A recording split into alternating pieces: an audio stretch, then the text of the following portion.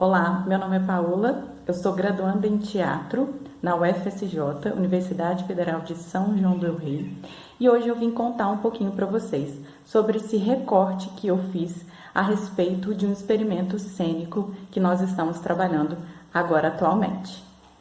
O presente estudo vai trazer as perspectivas indígenas relacionadas às questões da terra no e do experimento cênico, Ode à Natureza ou Quando o Crime Acontece como a Chuva que Cai. Essa proposta é uma proposta de estudo em recorte à montagem desse experimento cênico.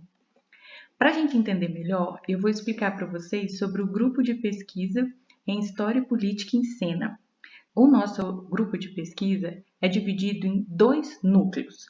O primeiro, que é o Núcleo de Estudos em Teatro Político, NETEP, que é coordenado pela professora Carina Maria Guimarães Moreira, é composto por alunos da graduação e também do mestrado em Artes Cênicas da UFSJ.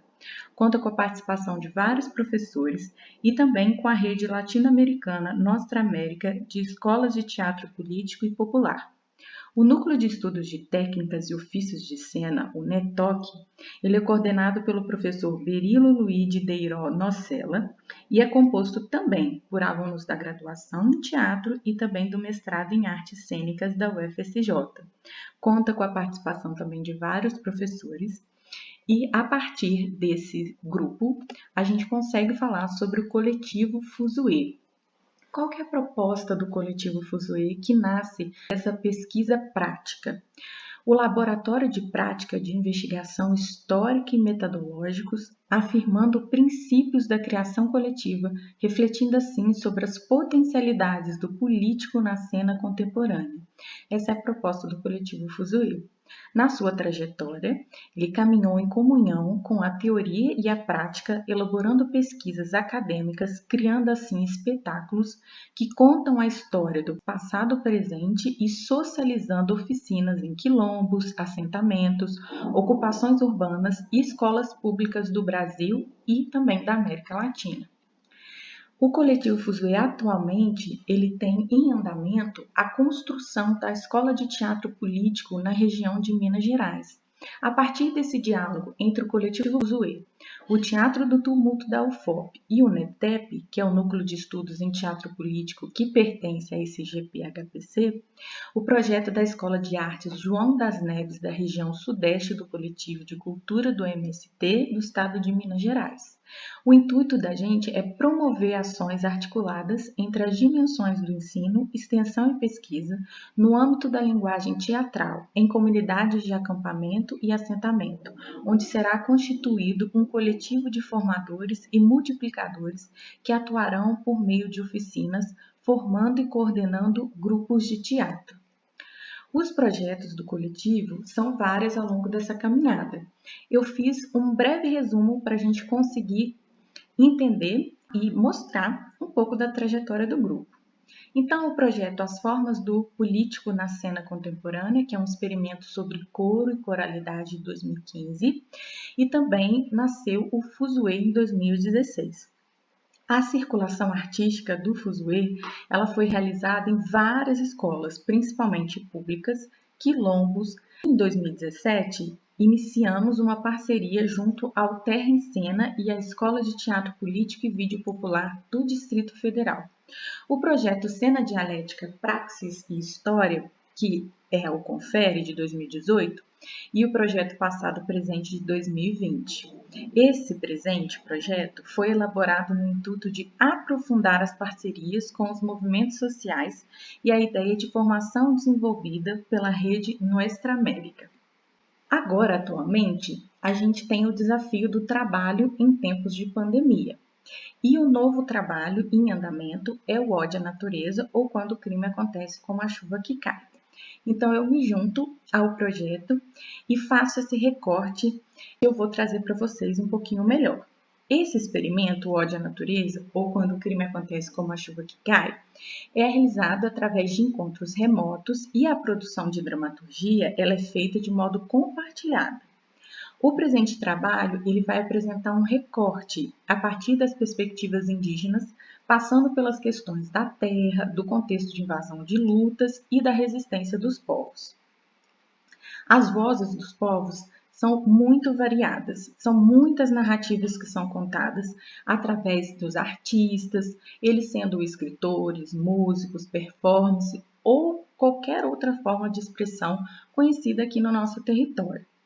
Sendo assim, o primeiro passo para a gente embarcar nesse processo de criação é esse levantamento, é essa pesquisa das vozes que vão elucidar o cenário atual dos povos nativos. Um exemplo de pesquisa é a música. A Souto MC, eu coloquei até uma foto dela aqui para a gente poder conhecer um pouquinho melhor.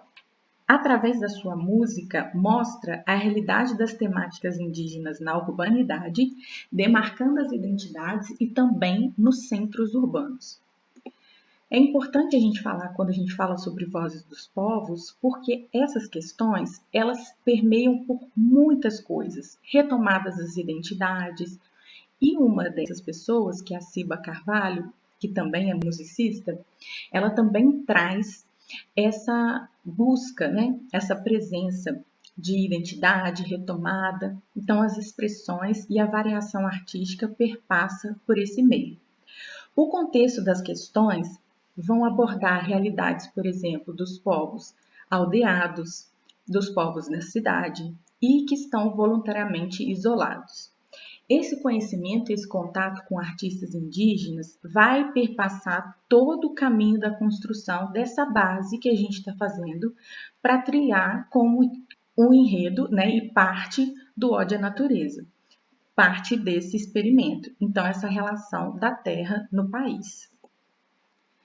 Outra narrativa que é muito interessante, apresentando essas diversidades de vozes, é a literatura. A literatura está muito presente atualmente e ela segue como uma grande possibilidade de elucidar, mostrar, né, divulgar as culturas e variações indígenas no país.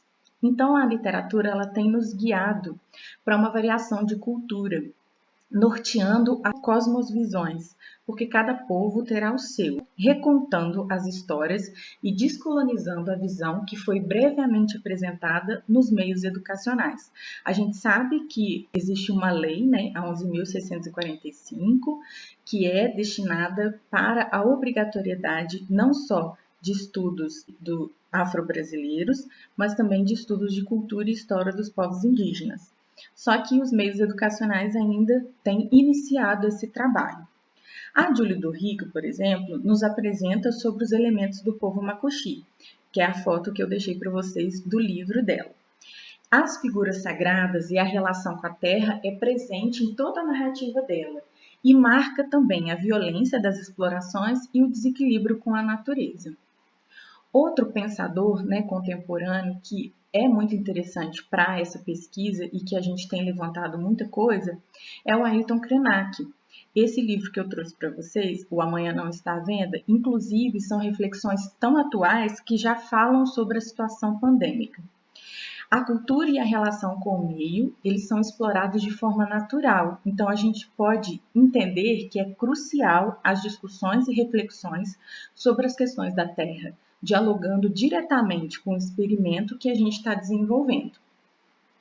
As peças teatrais também passam nesse âmbito de pesquisa. E uma das peças que eu trouxe para vocês é o Tibira, que é uma tragédia indígena brasileira. As variedades das obras, gente, vão sempre contribuir, né, e marcar não só os territórios que a gente está falando sobre a Terra, mas também territórios virtuais, literários, teatrais. A tragédia Tibira ele traz o caso do primeiro registro de TLGB-fobia do Brasil. Então, vai fortalecer também esses levantamentos das narrativas e também como que é a relação social, como que tem essa diferença e que nós não temos a mesma relação diante da sociedade ocidental ou indígena. O João Nin é da etnia potiguara e o texto dele é muito interessante porque ele marca essa descolonização através de uma proposta que ele chama de potiguês, que em vez de ele utilizar a letra que a gente já está familiarizado, que é o I ele substitui pelo Y e tem toda uma explicação de cosmovisão também a partir do que essas estruturas são para cada lugar, nesse caso, para o povo dele. Uma outra exemplo de levantamento, uma amostra, a mais desse levantamento que a gente tem feito, é esse livro O Sonho da Buiauaçu. As vozes por aqui mostradas, elas são algumas das referências, gente, levantadas das grandes etnias presentes, sendo atualmente contabilizadas, e pode ser que isso tenha mais, mas o que a gente tem registrado são 305 etnias e 274 línguas indígenas. Então, só quero reforçar aqui para vocês que é só algumas referências, que a gente não consegue abarcar todas as vozes, mas que é um início. Esse livro, O Sonho de Buiauaçu, une a escrita e as artes plásticas e é escrito pela Moara Brasil Tupinambá, que é uma artista, nos auxiliando também a ilustrar essa imensidão de cultura e visões em relação dos povos nativos. Eu estou deixando aqui para vocês as referências bibliográficas também para um incentivo que vocês, quem não conhece as obras, encontrar todas as obras que eu fui falando e também os artistas que eu fui falando aqui. E é só um início de trabalho e com certeza a cada vez que a gente for trabalhando mais esses conceitos, a gente vai conseguindo mais referências para poder fazer o experimento cênico. Eu agradeço muito a atenção de vocês e até uma próxima!